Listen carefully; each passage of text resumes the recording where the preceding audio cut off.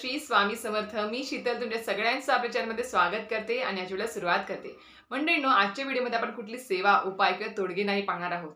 तर आजच्या व्हिडिओमध्ये आपण पाहणार आहोत ते म्हणजे तुम्हाला थंबनेलवरून कळालं असेलच की हो, मी माझ्या कुलदेवीला जाऊन कुलदेवीचा मान सन्मान अभिषेक कुळाचार करून आलेली आहे। त्याबद्दलच आजच्या व्हिडिओमध्ये तुम्हाला माहिती मिळणार आहे। सगळं काही तुम्हाला पाहायला मिळणार आहे आजच्या व्हिडिओमध्ये की मी माझ्या तुळजापूरच्या तुळजाभवानी मातेचा कुलदेवीचा मान सन्मान अभिषेक असेल किंवा जे काही कुळाचार असेल, जे काही 11 अलंकार चढवणे किंवा ज्या काही गोष्टी केल्या, ज्या काही सेवा केल्या, त्या सगळ्या आजच्या व्हिडिओमध्ये तुम्हाला पाहायला मिळणार आहे। माहिती पण मी सोबत सांगणार आहेच तुम्हाला।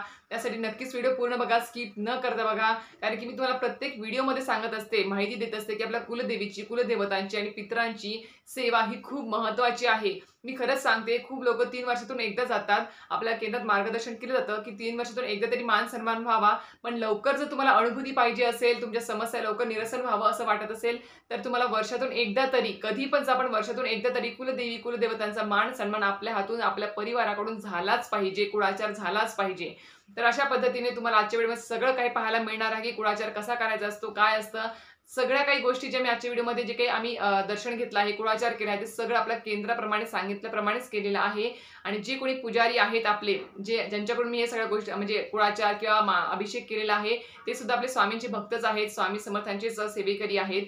तर नक्कीच मी तुम्हाला शेवटी, आता तुम्ही तो व्हिडिओ पाहून घ्या, मी कुळाचार कसा केलेला आहे तुळजापूरच्या तुळजाभवानी मातेचा, तर नक्कीच तुम्ही तो व्हिडिओ आधी पाहून घ्या, सगळ्या गोष्टी पाहून घ्या। आणि शेवटी मी तुम्हाला सांगेल, जे कोणी पुजारी आहेत, ज्यांना कोणाला तुळजापूरची तुळजाभवानी माता ही कुलदेवी आहे, तिचा मान सन्मान किंवा अभिषेक करायची इच्छा आहे, कुळाचार करायची इच्छा आहे, नक्कीच जर तुम्हाला पाहिजे असेल तर कमेंट बॉक्समध्ये मला तुम्ही सांगा। मी तुम्हाला त्या पुजारी काकांचा नक्कीच नंबर शेअर करेल आणि शेवटी व्हिडिओची पण तुम्हाला थोडीशी माहिती सांगेलच त्याबद्दल। चला, तर आता तुम्ही व्हिडिओ पाहून घ्या आणि नंतर आपण शेवटी भेटूया। तर अशा प्रकारे आता इथून आम्ही निघालेलो आहोत आमच्या तुळजाभवानी मातेच्या कुलदेवीच्या मान सन्मान आणि अभिषेकासाठी। मंदिराच्या बाजूनच एक छोटासा रस्ता आहे, तिथून आम्ही प्रवेश करतो आहे मंदिराच्या परिसरामध्ये। जे समोर पुजारी काका आहेत ते आम्हाला तिथे म्हणजे दर्शन, जे मान सन्मान आणि अभिषेकाची जी रांग आहे तिथपर्यंत आम्हाला घेऊन चाललेले आहेत, कारण की मान सन्मान आणि अभिषेकाची जी रांग आहे देवीच्या ती वेगळी असते आणि दर्शन रांग वेगळी असते। तर आता हे जे पुजारी काका आहेत यांच्याच भक्त निवाससुद्धा आहे, यांच्या भक्त निवासमध्येच आम्ही तिथे सकाळी सकाळी आल्यानंतर पुण्यावरून तुळजापूरला तिथे आम्ही फ्रेश वगैरे झालो, मी, माझे मिस्टर आणि माझी मुलगी। आणि ते झाल्यानंतर आम्ही इथून आता सगळी काही तयारी करून, जे काही देवीचे 11 अलंकार सोबत आणले होते ते 11 अलंकार घेऊन आता आम्ही देवीच्या गाभाऱ्याकडे निघालेलो आहेत अभिषेकासाठी। तर अशा प्रकारे बघू शकता, हा तुळजाभवानीचा परिसर आहे मंदिराचा। इतकी ऊर्जा असते, इतकी ऊर्जा असते ना, खरंच सांगते, पहाटेपासून लोक भाविक इथे दर्शनासाठी आलेले आहेत। आता ही जी वेळ आहे ती सकाळी 8ची वेळ आहे, कारण की देवीचा जो अभिषेक असतो तो सकाळी म्हणजे पहाटेपासून चालू असतो, तो सकाळी 9 वाजेपर्यंत अभिषेक रांग चालू असते, मान सन्मान चालू असतो। त्यानंतर तुम्हाला फक्त दर्शन रांगमध्येच प्रवेश मिळू शकतो। तर बघू शकता, ही जी रांग आहे मंदिराच्या बॅक साईडनी म्हणजे मागच्या बाजूने असते मान सन्मान आणि अभिषेकाची रांग। इथून तुम्ही ऑनलाईन पास बुकिंग जर केलं 3 दिवस अगोदर, 8 दिवस अगोदर, तर नक्कीच तुम्हाला इथे बुकिंग होऊन जातं आणि तुमचं मग इथून प्रवेश होतो ते मेन देवीच्या गाभाऱ्यामध्ये। थोडे एक 15 ते 20 मिनिटं लागतात आपल्याला इथून प्रवेश करायला, पूर्ण आपल्याला म्हणजे फिरून जावं लागतं। आता इथे जी आहे ती खूप कमी गर्दी असते, कारण की खूप चेकिंग आणि खूप आपलं जे ऑनलाईन चेकिंग असतं, तिकीट बुकिंग असतं, ते सगळं चेक करून, आधार कार्ड चेक करून आपल्याला इथे एंट्री देत असतात। किती मेंबर्स आहेत, किती जण सोबत आले आहेत, ते सगळं चेक होतं आणि मगच मध्ये प्रवेश करतात। इथे बघू शकता तुम्ही LED वरती इथे देवीचा अभिषेक चालू आहे, तिथे कॅमेरा लावलेला आहे। तर आता अशी ही आमची रांग चालू आहे आणि आता हे जे 11 अलंकार आहे ते 11 अलंकार घेऊन आम्ही निघालेलो आहोत। मी पुण्यावरूनच सगळी तयारी करून निघाली होती 11 अलंकारांची। फक्त तिथे गेल्यावरती मी मंदिरामध्ये नारळ आणि वेणी घेतलेली आहे, फक्त नैवेद्य वगैरे ते पुजारी काका सगळी तयारी करून ठेवतात आपली जी काही असेल ती, आणि अभिषेकाचं पण साहित्य तेच पुजारी काका तयारी करतात, फक्त आपण देणगी द्यायची असते। इथे बघू शकता मी देवीचा टाक आणि श्रीयंत्र सुद्धा देव भेटीला घेऊन आलेली आहेत। देवीची साडी, चोळी, नारळ, खण जे आहेत, जे काही सगळ्या गोष्टी आहेत ते सगळ्या इथे आणलेले आहेत मी। डोरलं, जोडवे जे काही असतात, पाळणा, विरोधे सगळे। आणि हे जे आहे साहित्य, हे आहे केळ, साखर आणि लिंबू असतं, दही असतं, ह्याचं एकत्र करून देवीला आपल्या हाताने म्हणजे आपल्याकडून देवीच्या पायावरती, देवीवरती अभिषेक केला जातो। दूध, दही आणि लिंबू, साखर मिक्स करून, केळी वगैरे। आता इथून खाली उतरल्यानंतर आम्ही इथून तुम्हाला साईडला दिसत असेल, सगळ्यांना, खूप लोकांना हा दगड माहिती असेल। इथे हात ठेवल्यावरती असं मानतात किंवा आपली जर इच्छा व्यक्त केली, डावीकडे फिरला दगड तर तो नकार असतो आणि उजवीकडे फिरला तर तो होकार असतो। तर अशा प्रकारे आता मेन जो आहे गाभाऱ्यामध्ये मी दर्शन दाखवू शकले, तिथे एंट्री नव्हती, कारण की तिथे बंदी आहे मोबाईल घेऊन जाण्यासाठी. तिथे आमचा मान सन्मान अभिषेक खूप छान पद्धतीने या पुजारी काकांनी आमचा करून घेतला. आमचं नाव गोत्र सांगून सगळे आमचे जे अलंकार आहे ते देवीच्या पूर्ण अंगावरती लावून आम्हाला ते देवीच्या दानपेटीमध्ये ते अर्पण केलेले आहेत आम्ही. आणि तिथून आम्हाला जे अभिषेकाचं जे काही तीर्थ आहे ते अर्धतीर्थसुद्धा आम्हाला तांब्यामध्ये दिलेलं आहे. आता इथून बाहेर आल्यावरती आपल्याला गाभाऱ्यात तर आरती मिळत नाही. बाहेर आल्यावरती जिथे देवीचं म्हणजे स्क्रीनवरती अभिषेक चालू आहे किंवा एक देवीचं तिथे स्थान आहे, तिथे आपल्याकडून आरती करून घेतली जाते. इथे आता आमची आरती चालू आहे देवीची. हे माझे मिस्टर आहेत. तुम्ही पहिल्यांदाच माझ्या मिस्टरांना पाहत असाल व्हिडिओमध्ये. मिस्टर आहेत आणि ही माझी मुलगी आहे छोटी. तिचं नाव आहे नारायणी. ती आता 3rd स्टँडर्डलाच जाणार आहे. 8 वर्षाची माझी मुलगी आहे. तर अशा प्रकारे प्रत्येक वर्षी आम्ही मान सन्मानासाठी येत असतो. मागच्या वर्षी खूप लवकर झाला होता, पण यावर्षी थोडासा वेळ लागला. पण नक्कीच वर्षभरामध्ये कधी पण येऊन आपण मान सन्मान हा करावाच. एकदा तरी येऊन आपल्या कुलदेवीचा, आणि नक्कीच तिथली ऊर्जा जी आहे ती ऊर्जा घेऊन आपल्या घरी परत यावी. ह्या काकांनी आता जे पुजारी काका आहे, जे मी नारळ आणि म्हणजे नारळ गजरा वगैरे घेऊन गेली होती, बेनी वगैरे, त्यातलं जे काही फळ वगैरे आहेत, नारळ आहे, त्यांनी ते देवीच्या पायाला लावून ते माझ्या ओटीमध्ये दिलेलं आहे. बघू शकता ताटामध्ये तुम्हाला दिसत असेलच नारळ आणि जे फळ आहेत ते. आणि ते थोडं अभिषेकात तीर्थसुद्धा मला तांब्यामध्ये दिलेलं आहे. आता इथून मला त्यांनी सांगितलं की प्रदक्षिणा एक तुम्ही मंदिराला घालून घ्या. पुजारी काकांनी सांगितलं होतं. त्यानंतर इथे मी घरातूनच जे पीठ आहे, आपल्या घरातलं जे गव्हाचं ज्वारीचं कुठलंही एक पीठ घेऊन यायचं आहे. आणि ते इथे आल्यानंतर नक्कीच आवर्जून 5 परड्या तरी आपल्या हाताने भरल्याच पाहिजे. माझी मुलगी पण भरती आहे. तिलासुद्धा असं हे सगळं करायची खूप आवड आहे. तर अशा प्रकारे इथे 5 परड्या भरल्यानंतर बघू शकता परिसर किती दुमदुमला आहे. जे काही संबळ वगैरे वादक आहेत ना, इतकं छान म्युझिक होतं, इतकं छान म्हणजे आवाज होता ना, मी सांगू शकत नाही. म्हणजे अंगामध्ये वारं येणे, अंगामध्ये देवी येणे जे आहे ना, ते सगळं खूप म्हणजे असं दिसायला बघत होतं. अक्षरशः बघून अंगावर शहारे येत होते अक्षरशः. तर अशा प्रकारे आता हे सगळं आम्ही जो प्रदक्षिणा करत करत देवीचं दर्शन घेत जे इतर देवी देवतांचे स्थान आहे तिथे आम्ही दर्शन घेत आता हे पूर्ण आम्ही गाभाऱ्यात म्हणजे परिसर आहे देवीचा, तिथून आम्ही आता चाललेलो आहोत. तर अशा प्रकारे बघू शकता इथे देवींचे वेगवेगळे जे देवी देवता आहेत त्यांचे अधिष्ठान आहेत. इथे जे खूप लोक ज्यांना संतान प्राप्ती होत नाही, खूप जणांना काही नवस असतो, ते फेडण्यासाठी आपली लहान मुलं घेऊन येतात. संतान प्राप्ती पाळण्यामध्ये देव ठेवलेले आहेत. तिथे पाळणा हरवल्यानंतर संतान प्राप्तीचा योग येतो, असं काहीतरी ते म्हणजे तिथल्या भाविकांची श्रद्धा आहे. तर त्या सगळ्या गोष्टी तिथे होतात. खंडोबाचं सुद्धा दर्शन तुम्हाला झालं असेलच. आता इथे आहे बघा, खूप म्हणजे मला खूप आनंद झाला की ते दत्तांचं अधिष्ठान सुद्धा मला पाहायला मिळालं. दत्तांचं अधिष्ठान आहे, पाळण्यामध्ये दत्तांची मूर्ती आहे. समोर बघू शकता इथे अवधूत चिंतन श्री गुरुदेव दत्त महाराज इथे स्थानापन्न आहेत. त्यांचं सुद्धा दर्शन घेतलेलं आहे.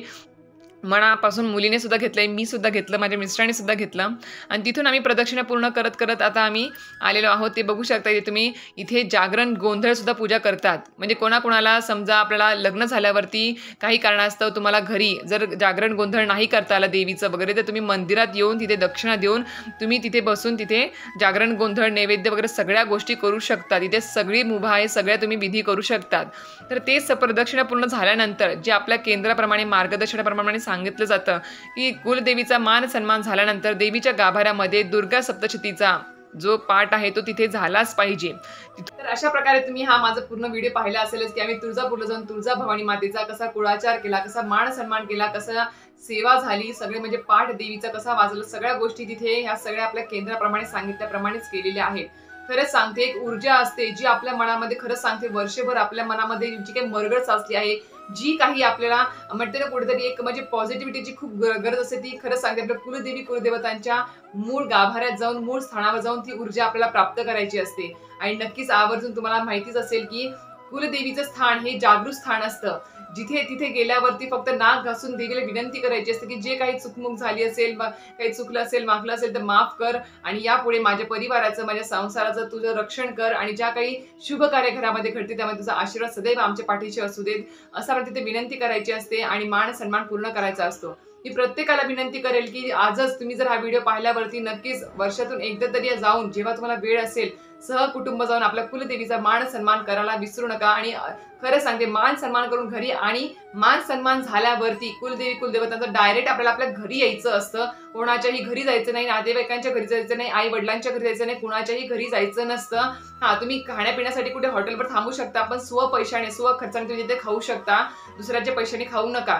कारण की मूळ गाभाऱ्यातून आपण कुळाचार करून ज्यावेळेस आपण परत येत असतो, त्यावेळेस आपण ती जी पायावाटी आपली ऊर्जा येत असते आपल्या तिथून तिथली ऊर्जा जी येत असते मेन गाभाऱ्यातली, ती ऊर्जा जर आपण एखाद्या नातेवाईकाच्या घरी थांबलो, तिथे गेलो, कोणाच्या घरी गेलो, तर तिथे ती ऊर्जा सगळी त्या घराला लाभून जाते. आपल्या घरापर्यंत ती ऊर्जा येत नाही. देवीची काही सुद्धा आपल्याला तिथे घरी आपल्यामध्ये ऊर्जा आपल्या घरामध्ये येत नाही. तर अशा प्रकारे कधी पण कुलदेवी कुलदेवतांचा मान सन्मान झाला की सरळ आपल्या आपल्या घरी यावं, स्वगृही यावं, कोणाच्याही घरी जाऊ नये. आधीमध्ये तुम्ही जर थांबलात तर मी अजूनही सांगेल तुम्हाला रिपीट, परान्न कोणाच्याही पैशाने खाऊ नका. स्वतःचे पैशाने खर्च करूनच तुम्ही जे काही तुम्हाला नाश्ता जेवण कधी करू शकता आणि सरळ तुम्हाला तुमच्या घरी यायचं आहे.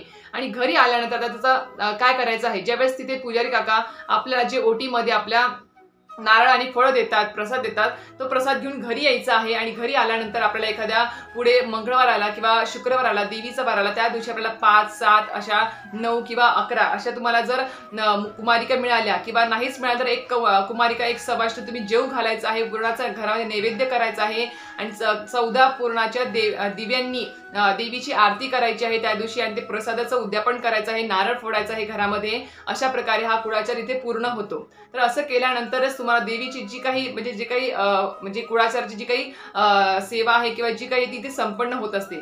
तर अशा प्रकारे खूप लोकांना माहिती नाही की कुळाचार केल्यानंतर देवीच्या आपल्या मूळ स्थानी गेल्यानंतर खूप लोक इकडे तिकडे जातात, दुसऱ्या ठिकाणी फिरायला जातात किंवा कोणाच्या घरी जातात. तर तसं करू नका. मग म्हणतात की आम्हाला अनुभूती येत नाही, अनुभव येत नाही आणि आमच्यावरती सांगितलं आहे की बा कुलदेवीचं कोप आहे किंवा कुलदेवीचं दोष आहे, असं खूप लोक सांगतात, म्हणजे ब्राह्मण वगैरे. तर ते सांगते की कारण की जी मेन ऊर्जा आहे गाभाऱ्यामध्ये, जी काही ऊर्जा आहे जागृत देवीची, जी काही ऊर्जा आहे ती आपल्या घरात सरळ आली पाहिजे. त्यासाठी कधीच कोणाच्या कुलदेवी कुलदेवतांचं दर्शन झाल्यावरती कोणाच्याही घरी जाऊ नका, सरळ आपल्या घरीच या. आणि तुम्हाला सांगितल्याप्रमाणे तसं उद्यापन करायचं आहे आल्यावरती आणि उद्यापन झाल्यानंतर तिथे तुमचा कुळाचार संपून जातो. आणि हो, खंडोबाला जर तुम्ही गेले तर तसंच करायचं आहे. खंडोबावरती वरून कुळाचार करून आला की तुम्ही सरळ घरी यायचं आहे आणि आल्यानंतर एखाद्या रविवारी जो खंडोबांचा वार असतो त्या दिवशी तुम्हाला 5 मुलं किंवा 7 मुलं जेवू घालायची आहेत. आणि त्याचे प्रसाद आहे, तो प्रसाद तिथे पण ओटीमध्ये नारळ दिलं जातं आपल्याला खंडोबाच्या तिथे पण, ते नारळ घरी त्या दिवशी फोडायचं आहे उद्यापनाच्या दिवशी. आणि पूर्णाचाच नैवेद्य करायचा आणि 14 पूर्णाच्या नैवेद्यांनी दिव्यांनीच आरती करायची असते खंडोबांची.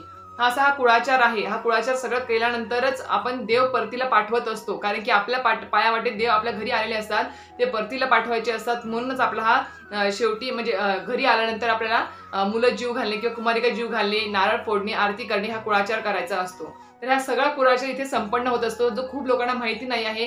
जर तुम्हाला आजच्या व्हिडिओमध्ये नक्कीच यथायोग चांगली माहिती मिळाली असेल, जी तुम्हाला माहिती नसेल तर नक्कीच हा व्हिडिओ जास्तीत जास्त शेअर करा, कारण की खूप लोकांना आपल्या कुलदेवीचं म्हणजे मान सन्मान का करावा किंवा आपल्या कुलदेवीचं जे काही मान सन्मान अभिषेक कसा करायला पाहिजे ते सुद्धा माहिती नाही आहे. आणि हो, नक्कीच मी तुम्हाला सांगेल की जर मी ज्या पुजारी काकांकडून मान सन्मान केला आहे आणि जरी तुमची तिथे कोणी दुसरे पुजारी काका ओळखीचे असतील तर तुम्ही तिथून पण करून घेऊ शकता. पण एकच सांगेल की ज्यावेळेस तुम्हाला मान सन्मान अभिषेकासाठी जायचं आहे त्यावेळेस मला कमेंट बॉक्समध्ये तुम्ही सांगा की नंबर पाहिजे, मी कमेंट बॉक्समध्ये तुम्हाला नंबर देऊन देईन. आणि नक्कीच त्या काकांना फोन करायच्या. तुम्हाला ज्यावेळेस जायचं आहे ज्या दिवशी त्याच्या 3-4 दिवस अगोदर किंवा 8 दिवस अगोदरच त्या पुजारी काकांकडून तुम्ही ऑनलाईन पासची बुकिंग करून घ्या, जेणेकरून तुमचं दर्शन तिथे बुक होऊन जाईल. आधार कार्ड वगैरे सगळे तिथे डॉक्युमेंट्स मोबाईलवर पाठवायचे असतात, तसं करून ते तिथे बुकिंग होऊन जातं. तर अशा प्रकारे आजचा व्हिडिओ माहिती आवडली असेल तर नक्कीच लाईक शेअर आणि सबस्क्राईब करायला विसरू नका. आणि हो, वर्षातून एकदा तरी किंवा 3 वर्षातून एकदा तरी आपल्या कुलदेवी कुलदेवतांचा मान सन्मान करायला विसरू नका. नक्कीच खूप जास्त ऊर्जा आणि खूप जास्त फळप्राप्ती या सेवेची आहे, ती प्रत्येकाने अनुभवा हीच विनंती. श्री स्वामी समर्थ.